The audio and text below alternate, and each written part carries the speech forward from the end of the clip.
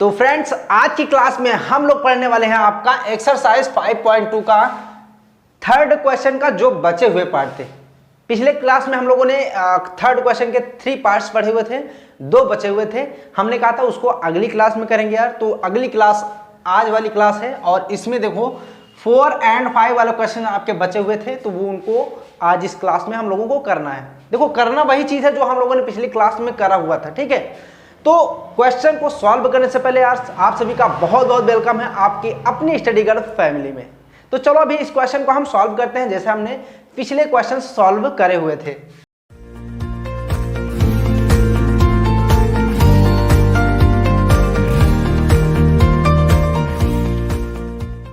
तो क्वेश्चन में आपको यही करना है भाई, जो बॉक्स आपको दिख रहे हैं ना, इनके जो नंबर्स होंगे यानी कि इनमें कौन से नंबर आएंगे यही हमको फाइंड करना है। मतलब चाहे 4 हो चाहे 5 हो, दोनों में यही चीज करना है और वही फार्मूला लगाना है जो हम लोगों ने लगाया हुआ था। कौन सा भाई? a n इक्वल में क्या हो जाएगा a प्लस n-1 इंटू का d। देखो यहां पर ये हो जाएगा आपका a1 या फिर a। मैंने बताया था ना कि कैसे a1 और a अकेले लिखा जा सकता है। मतलब कि अगर कोई फर्स्ट टर्म है तो उसको a भी लिख सकते हो और a1 भी लिख सकते हो। जैसे सभी को रिप्रेजेंट कर रहे हैं तो वहां a1 लिखेंगे, और सिर्फ अगर इसकी अकेले बात हो रही ना तो वहां पर सिर्फ आप a लिख सकते हो। जैसे यहाँ पर a है, a की जगह पर अगर इसकी बात करी जाए तो -4 रखा जाएगा। अब ऐसा तो है नहीं कि यहाँ पर a1 लिखा हुआ है ना, बात समझ में आ गई। फिलहाल तो a1 a2 यहाँ पर आपका हो जाएगा a3 a4 a5 and a6। अब देखो जो चीजें हमको पता है वहां पर रखते हैं और सॉल्व करते हैं, डी की वैल्यू निकालेंगे वहां से, है ना। तो जैसे ये देखो फर्स्ट टर्म में तो आपको पता है कि ए की वैल्यू आपको ये है, चाहे a1 मान लो चाहे a, बट यहां पर a है तो हम इसको अभी a ही मानते हैं। और यहां पर a6 है तो जहां जहां n दिख रहा है आपको ना वहां हम 6 कर देते हैं। देखो a6 हो जाएगा, a की जगह पर आपको देखो यहां -4 लिखा हुआ है, -4 करते हैं, फिर 6 - 1 इंटू का d कर देते हैं। क्लियर। अब देखो a6 की वैल्यू आपको क्या पता है भाई, यहां पर a6 की वैल्यू 6 ही है, ठीक है। तो यहां हम 6 लिख लेते हैं, माइनस का 4 हो जाएगा ही, और यहां प्लस 6 माइनस अगर 1 करेंगे तो आएगा आपका 5d। ये माइनस का 4 है, इस तरफ आएगा तो 6 + 4 हो जाएगा। क्या हो जाएगा? 6 + 4 एंड 5d। अभी 6 + 4 को हम करेंगे भाई, ऐड करेंगे तो कितना आएगा? 10 आएगा, एंड यहां पर हो जाएगा आपका 5d, ठीक है। अभी 5 इधर आएगा क्योंकि मल्टीप्लाई में, तो ये आ जाएगा इधर तो डिवीजन में हो जाएगा। तो 10 इंटू का 5, सॉरी डिवीजन या फिर अपॉन कह सकते हैं 5, और इक्वल में d हो जाएगा। अभी ये आपस में कैंसिल हो रहे हैं, दिख ही रहा है आपको। तो जब भी कैंसिल होगा तो ये क्या आएगा?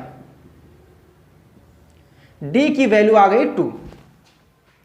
अभी हमारा काम यहां पर खत्म नहीं होता है। खत्म क्यों नहीं होता भाई? जो बॉक्सेस हैं इनमें जो भी नंबर्स आएंगे उनको हमको फाइंड करना है। देखो एक तरीका हमने बताया था कि भाई d की वैल्यू जब भी हम कोई 2 नंबर्स का अंतर निकालते हैं, डिफरेंस निकालते हैं इनमें, तो वो होता है जैसे यहां पर a6 - a5 कर देते हैं। एक मैं ऐसे ही करके दिखा देता हूं इस तरीके से, a6 - a5 करते हैं तो ये d ही है, ठीक है। अगर ये d है तो इसकी वैल्यू भी हम क्या रख सकते हैं? 2।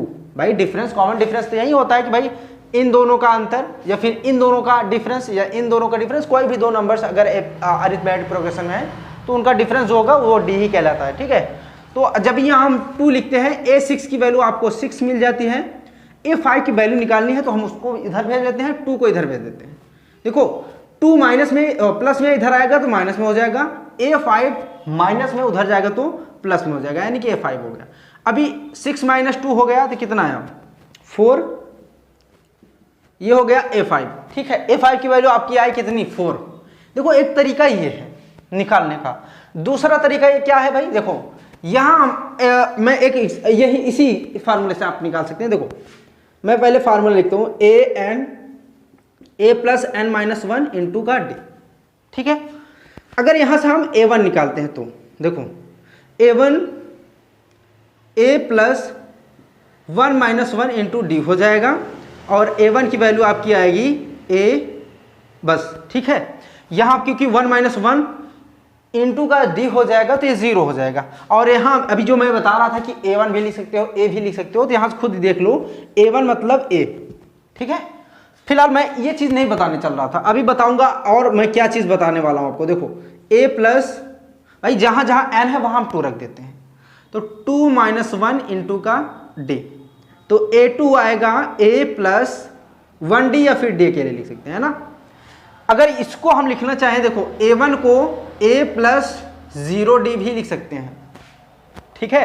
देखो a1 की value a plus 0d, a2 की वैल्यू a प्लस d, और a3 की वैल्यू निकालेंगे तो क्या आएगा, a, यहां मैं लिखता हूं a3 a plus 3, sorry 2d होगा, ठीक है, क्योंकि एक कम है यहां पर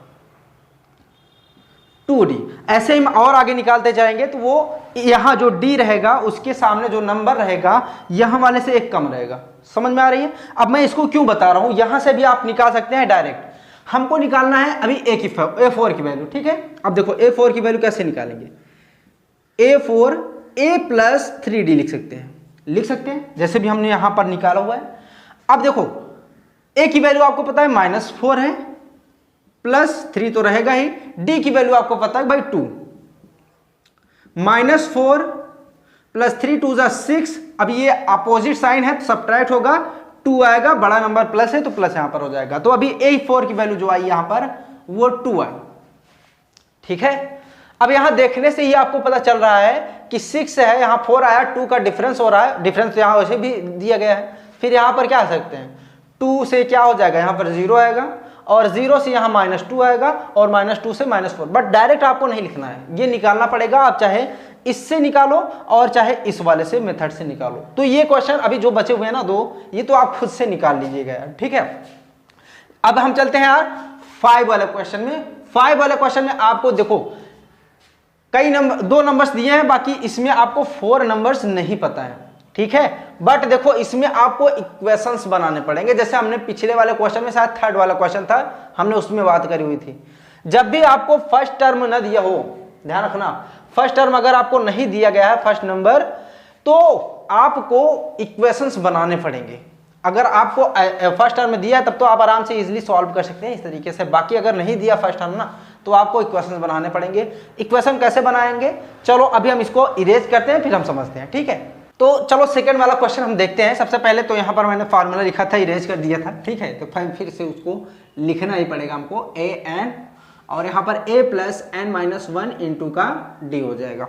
थोड़ा सा कम चल रहा है, मैं दूसरा मार्कर यूज करता हूँ, हाँ ठीक है। तो ये फार्मूला है। अब देखो इससे कैसे आपको निकालना है, जो चीजें हमको पता है पहले यहाँ पर हम डिनोट करते हैं, a1 a2 a3 a4 a5 and a6, okay. देखो जो चीजें हमको पता है, मतलब ये वाला टर्म हमको पता है और ये वाला पता है, कौन कौन से, a2 एंड a6। तो यहां हम पहले a2 वाला निकाल लेते हैं, a2 a plus 2 minus 1 into का d, ठीक है। या डायरेक्ट अगर आप लिखना चाहते हैं तो a प्लस d आएगा, ठीक है। a2 की वैल्यू क्या आएगी, a प्लस d, अभी हमने निकाल कर देखा भी था। और a6 का आपका आएगा क्या, अच्छा एक चीज और है, यहां पर a2 की वैल्यू जो है ना उसको रख देते हैं यहां पर, तो ये हो जाएगा आपका 38 a प्लस d। अब इसको हम मान लेंगे फर्स्ट इक्वेशन। मैंने बताया था ना कि भाई इक्वेशंस बनाने पड़ेंगे। अब इक्वेशन बनाएंगे ना, दोनों को सब्ट्रैक्ट करेंगे आपस में, तो आएगी d की वैल्यू निकल कर आएगी, क्योंकि हमको d की वैल्यू पहले पता ही करनी है। अगर वो पता हो गया तो आराम से इसको निकाल ही सकते हैं यार, ठीक है। तो अभी आओ a6 वाला भी ऐसे करते हैं, इसमें रखना है, ठीक है। तो a6 कितना हो जाएगा, a प्लस 6 माइनस 1 इंटू का d। a6 की वैल्यू है -22, a है प्लस 5d हो जाएगा। अब इसको मान लेते हैं हम इक्वेशन सेकेंड। अब इन दोनों को आपस में सब्ट्रैक्ट कर देते हैं, तो क्या लिखेंगे यहां पर, इधर लिख रहा हूं मैं जिससे कि आपको दिक्कत ना हो, subtract equation first from equation second, okay. तो अभी जो है पहले हम उनको लिख लेते हैं। तो इक्वेशन सेकंड आपका ये है -2 यानी कि 22 a प्लस 5d, और 38 है a प्लस डी, ठीक है।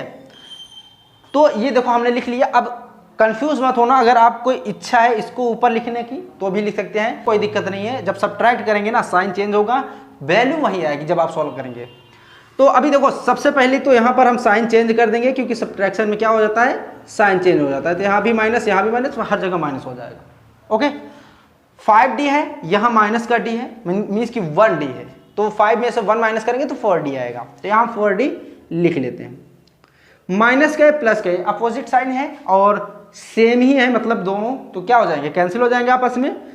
-22 और माइनस का 38, देखो दोनों सेम साइन है, भले माइनस है तो क्या होगा, ऐड होगा। तो ऐड होगा कितना होगा, 8 2 10 हो जाएगा, 3 2 कितना हो जाएगा 5 और 1 आपका कैरी है तो हो जाएगा 6, यानी कि माइनस का 60। भाई माइनस का 60 इसलिए होगा, जो बड़ा नंबर है उसका साइन तो लगेगा ही ना। तो यहाँ माइनस का 60 आया और बीच में तो आपका इक्वल था।